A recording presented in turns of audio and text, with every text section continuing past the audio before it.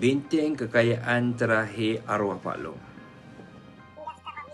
Saya nak ceritakan tentang Pak Long, kawan saya ni. Masa dia hidup, dia bukanlah orang kaya, tapi dia adalah seorang yang sangat bijak mengurus harta. Orang lain simpan duit dalam bank, arwah Pak Long, kawan saya ni, simpan dalam bentuk emas. Dan dia pernah tanya kenapa dia simpan dalam bentuk emas. Pak Long dia jawab ringkas tapi mendalam.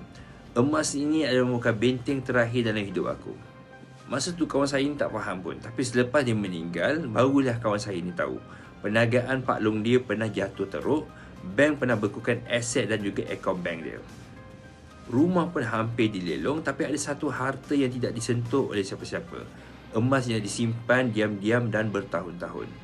Itulah harta yang digunakan untuk makcik beliau untuk bangun semula, untuk teruskan hidup, untuk membesarkan anak-anak.